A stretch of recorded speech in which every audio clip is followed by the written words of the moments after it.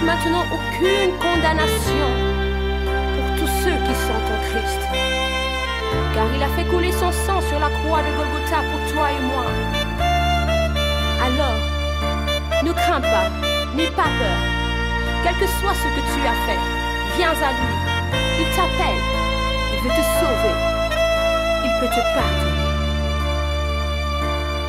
Pardonner, oui, nous sommes pardonnés.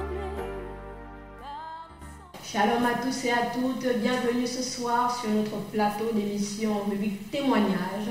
Alors je suis la servante de Dieu, Déborah Sarah Jérusalem, et je suis heureuse d'être là parmi vous. Alors, trêve de discussion, ce soir nous recevons un invité spécial. Il est jeune, il est chrétien, il aime le Seigneur. Il s'appelle Kolinda Israël. Alors, bonsoir frère Kolinda Israël. Bonsoir.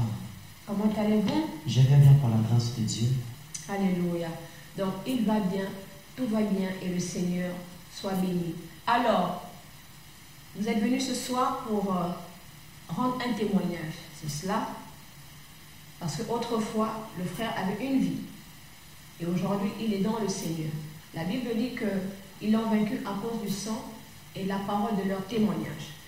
Et s'il est là, c'est parce qu'il veut rendre témoignage de ce que le Seigneur Jésus a fait dans sa vie. Alléluia. Alors, je crois que dans les coulisses, frère Kolinda, vous m'aviez dit que depuis longtemps, vous avez été au service du diable. C'est ça? Bien sûr. Voilà, et donc pour nos chers téléspectateurs, pour nos internautes qui nous suivent, aujourd'hui je suis un peu leur porte-voix et je voudrais savoir depuis quel âge et quelle a été la fonction que vous avez occupée lorsque vous avez servi aux côtés du diable. Lorsque j'ai commencé à servir le diable, et ça avait commencé depuis l'âge de 8 ans. Et 8 ans, j'avais commencé depuis à l'âge de 8 ans, mais la fonction qu'on m'avait donnée, certes, il y avait trois fonctions pour détruire les vies et détruire les grossesses et causer des accidents. Très bien. Donc, vous avez bien entendu quelle était la mission du bien-aimé et le nombre c'est-à-dire que la période à laquelle il avait commencé à exercer ses fonctions dans le monde des ténèbres. Ainsi que la Bible déclare que le diable ne vient que pour voler, détruire et égorger. Alors c'est la mission qu'il accomplissait auprès de l'ennemi. Bien-aimé Kolinda, nous avons une deuxième question. Je crois que dans les coulisses aussi, vous m'aviez fait comprendre que lorsque vous serviez aux côtés du diable, vous aviez pour mission de récupérer des mouchoirs, des serviettes hygiéniques des femmes. Alors, est-ce que vous pouvez un peu, ici sur ce plateau, essayer de nous expliquer comment est-ce que ça se faisait et pourquoi vous le faisiez? Bon, lorsqu'on le faisait, il faut savoir d'abord que les parties de l'homme, même sa sueur, ça a de l'impact aussi sur lui-même. Et lorsque nous on faisait ça, quand on prenait les mouchoirs, on prenait pour faire les choses des femmes. Et lorsqu'on le faisait, ça n'était pas pour l'amusement qu'on le faisait. Mais on le faisait, c'est pour un but bien précis, comme ce qu'on nous avait demandé. Et lorsqu'on prenait parfois les mouchoirs des personnes, eh bien, c'est simplement ça servait qui s'essuyait le visage. Et lorsqu'on prenait ça, et quand on prenait ça, et quand on faisait des incantations avec, soit quand on partait maintenant dans les lieux, dont nous avait demandé ça. Ça veut dire que la personne qui s'est essuyée dessus, la personne qui a essuyé son visage dessus, il suffit qu'on pouvait faire nos incantations, selon comme nous avait demandé, qu'on nous demandait de faire, et immédiatement l'esprit de la personne pouvait apparaître.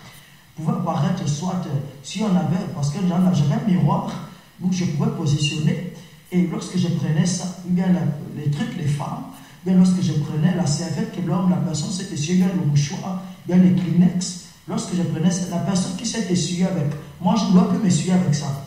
Tu vois que la personne qui s'est essuyée, là je prends ça, je le garde précieusement, et lorsque je vais rentrer maintenant dans nos choses, dans nos rendez-vous que nous faisons, et vous avez de 2h, 24h, un peu par là, de minuit, et lorsque je positionne ça, je fais des incantations avec ça.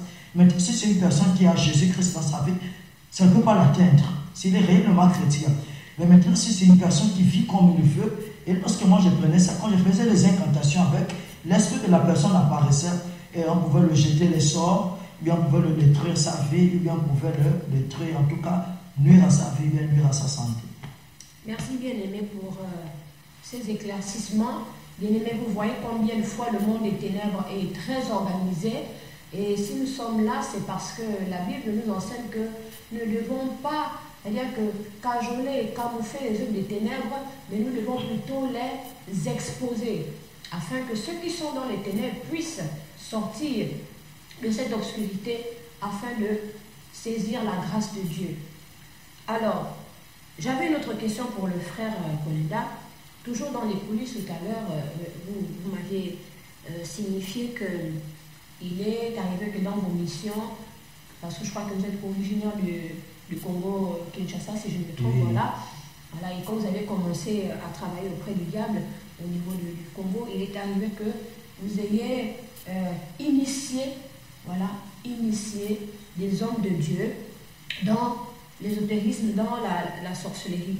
Que ce soit au Congo, que ce soit même, je crois, au niveau du Gabon. Donc j'aimerais vraiment que vous me confirmiez cette affirmation, si c'est l'une des missions aussi que vous avez accomplies dans le monde des ténèbres. Et le but d'abord du monde, le monde des ténèbres, le monde du diable, c'est celui qui peuple aussi son royaume. Et le diable d'abord, c'est comme avec Dieu lorsque nous prêchons l'évangile pour gagner un maximum des âmes.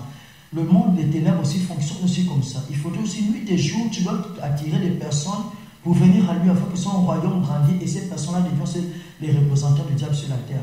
Et nous, particulièrement d'abord, lorsqu'on attirait des hommes de Dieu, c'est l'homme de Dieu d'abord lui-même d'abord qui vient d'abord vers nous.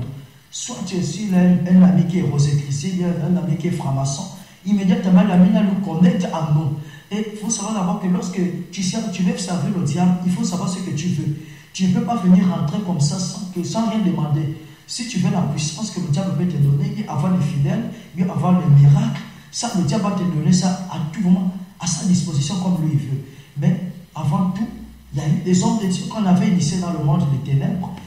D'autres aujourd'hui sont devenus des grands pasteurs, d'autres sont décédés, et d'autres vivent même encore aujourd'hui. Bon, comme ce que j'attends, d'autres qui essaient maintenant de revenir à la foi vers le Seigneur. Mais vous devez comprendre que, Maman Déborah, que le monde des ténèbres fonctionne aussi avec les principes. Tu ne peux pas venir dans le camp du diable sans savoir ce que tu veux. C'est comme aussi en Christ, c'est comme nous venons aussi en Christ. Il faut savoir ce que tu veux en Christ. Si c'est la vie éternelle, alors tu dois servir Dieu pour obtenir la vie éternelle. Alors le diable, lorsque tu viens servir le diable, lui, ce que tu as demandé, le diable te donne, mais tu dois aussi œuvrer aussi pour lui, pour son royaume. Donc c'est ça. Il y avait des hommes de Dieu qui venaient. Des hommes de Dieu que les gens disent qui est grand, qui fait des puissances. Il y avait des hommes de Dieu qui venaient, que moi je voyais des hommes de Dieu qui venaient prendre la puissance des ténèbres, qui venaient prendre dans les démons, dont les gens, les agents du diable investissaient la puissance du diable sur ce pasteur afin qu'il puisse impacter les générations, afin qu'il puisse impacter les hommes dans leur assemblée. Moi je voyais les hommes de Dieu venir. Les hommes de Dieu, ils étaient d'abord vrais, mais à cause des détournements, ils voulaient chercher plus, voulaient beaucoup avoir de puissance plus. Donc je voyais les hommes de Dieu venir, qui sont même à présent, que les gens félicitent, les gens clament, les grands hommes de Dieu aujourd'hui, même ici au Gabon, ici aussi il y a des hommes de Dieu dont j'étais les noms, mais que j'avais vus. Très bien. Je bénis encore le Seigneur pour ces éclaircissements. Mais vous comprenez donc par cette question, c'est pourquoi vous voyez que dans les derniers temps, dans les moments de la fin, nous sommes confrontés à deux semences. Il y a les serviteurs de Dieu qui ont fait le choix d'honorer la parole de vérité, et il y en a bel et bien qui ont fait le choix de laisser la vérité et de se tourner du côté du diable, parce que certainement ils ont d'autres intérêts, ils poursuivent d'autres choses. C'est le moment pour vous, peuple de Dieu, de demander justement à la capacité à l'Esprit de Dieu de vous donner ce discernement, voilà, pour comprendre et savoir reconnaître qui est un vrai serviteur de Dieu et qui ne l'est pas. Que le nom du Seigneur soit béni. Nous poursuivons dans notre entretien. Alors, nous aimons savoir, bien-aimé frère Koléda, quels sont donc ces différents critères-là, ces recommandations, n'est-ce pas, qui sont souvent donnés à ces serviteurs, voilà, qui vont faire alliance avec le diable. Parce que moi, je ne sais même pas s'il faut vraiment les appeler serviteurs de Dieu. Mais lorsqu'ils vont souvent vers le diable, faire alliance, demander des choses, quelles sont souvent les recommandations, voilà, quelles sont souvent ces lois que le diable leur impose et qui ne doivent pas. Premièrement, d'abord, la loi que le diable établit dans tous les personnes, les pasteurs qui veulent venir servir le diable, la loi que le diable donne, le diable aussi a des principes aussi qu'il donne. Premièrement, d'abord, lorsque ces hommes de Dieu étaient venus pour demander la puissance aux esprits des ténèbres, on leur avait donné des lois à faire. C'est-à-dire que la première loi d'abord, c'est d'empêcher le peuple de Dieu à connaître la véritable parole. Ça d'abord, ils doivent aveugler le peuple de Dieu et les prêcher des choses qu'ils aiment écouter. Je ne suis pas contre les bénédictions, maman Déborah, mais avant tout d'abord, dans la vie d'un homme, c'est le salut qui est le plus important. Et le diable, qu'est-ce qu'il fait? Il sait que le salut, si les hommes ils prêchent le salut, les hommes vont être gagnés au Seigneur. Et son royaume va perdre. Qu'est-ce qu'il fait? Donc, il dit à ces serviteurs-là de voiler la vérité de l'évangile. Ils connaissent la vérité, mais ils voilent la vérité afin que les peuples de Dieu ne puissent pas écouter, afin de les flatter par des miracles, afin de les flatter par des prophéties. Comme même ça peut se réaliser, ces prophéties peuvent se réaliser, mais c'est le but de maintenir ces âmes-là toujours à vivre dans le désordre. C'est toujours à ne pas connaître la vérité. Et il y a aussi des principes aussi que le diable aussi peut aussi les donner aussi. Comme on n'est pas se marier. Vous savez que quand je vous dis la vérité, l'être qui est beaucoup combattu dans le monde entier, que le diable combat beaucoup, c'est la femme. Pourquoi je dis la femme? Parce que c'est la femme qui met les hommes au monde, qui met les êtres humains au monde. C'est la femme qui est beaucoup combattue parce que la femme, elle met les serviteurs de Dieu. La femme engendre aussi des serviteurs de Dieu. C'est la femme qui engendre les hommes. C'est la femme qui engendre les serviteurs de Dieu. Donc le diable, qu'est-ce qu'il a trouvé? Il est obligé de détruire la multiplication des hommes. Pourquoi? En gardant ces hommes de Dieu-là, comme il peut avoir une femme dit non seulement, mais il est comme ça, il vit comme ça. C'est-à-dire qu'il ne peut pas faire d'enfant, il peut rester comme ça. Il peut faire, c'est-à-dire que le diable aussi donne aussi des recommandations de ne pas avoir les femmes, de ne pas avoir les femmes de se marier, de ne pas avoir des enfants. Pourquoi le diable fait ça? Parce qu'il sait que s'il va se mettre avec une femme, ils vont faire des enfants.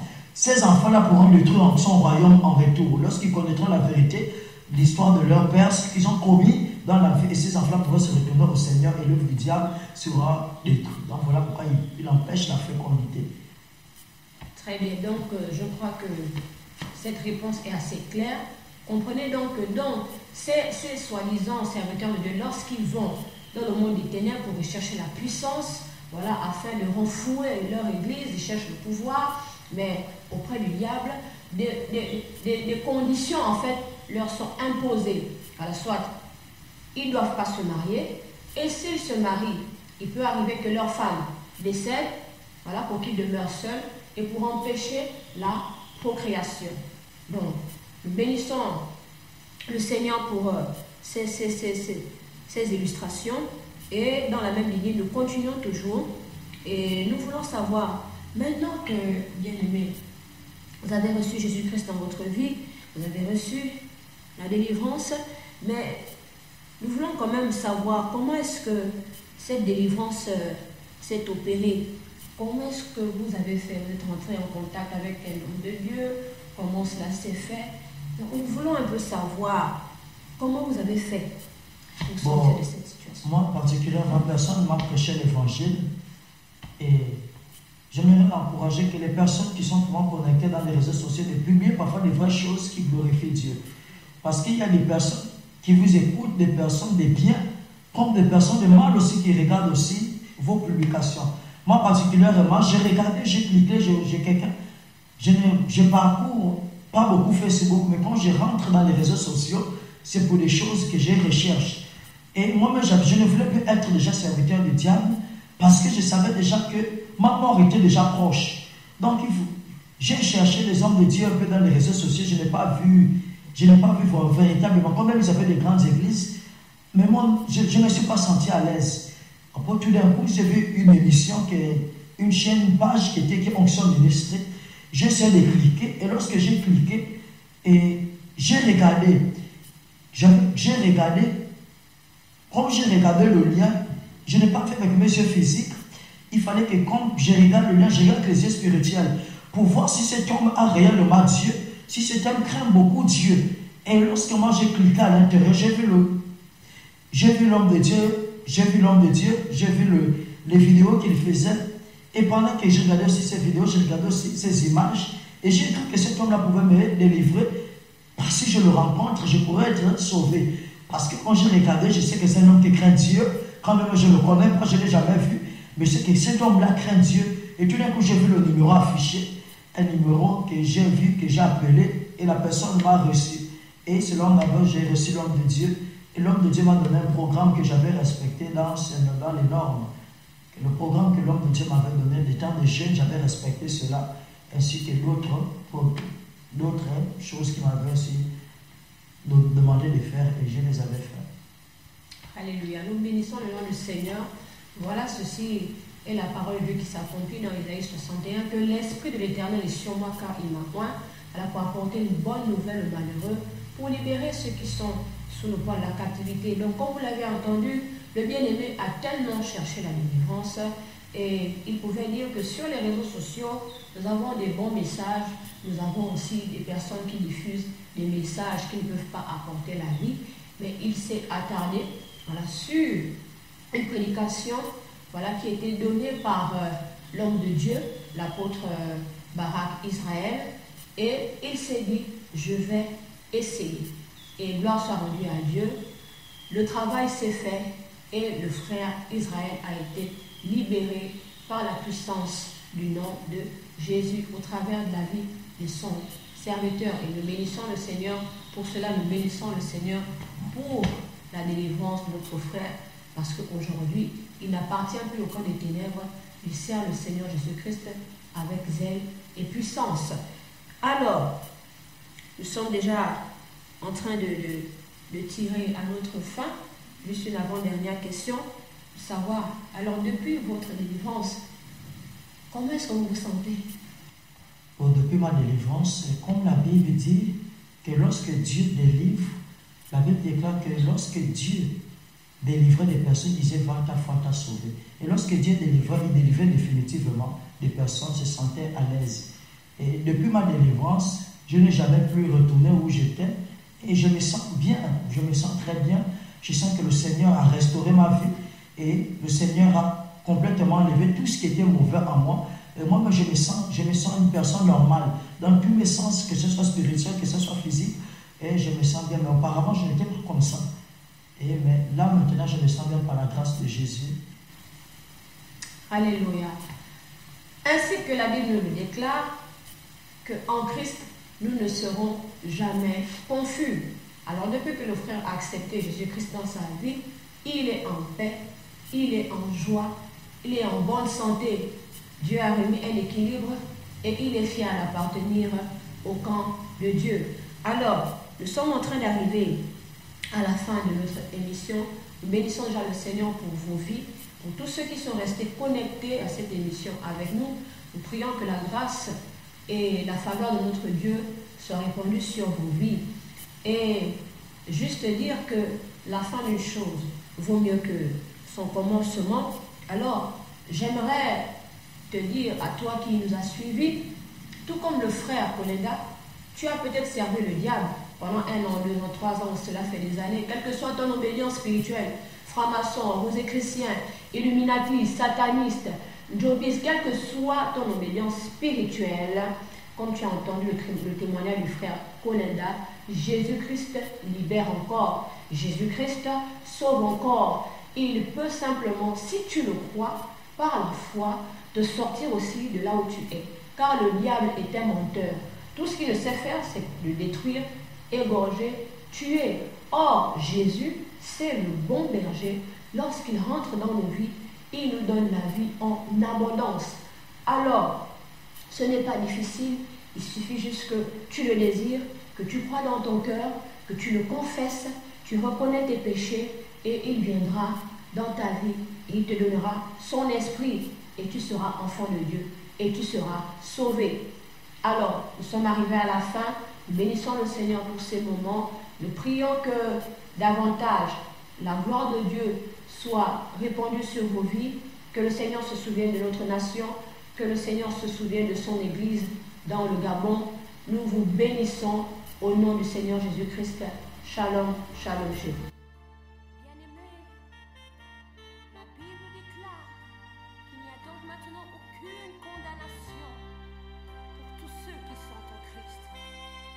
Car il a fait couler son sang sur la croix de Golgotha pour toi et moi. Alors, quel que soit ce que tu as fait, viens à lui.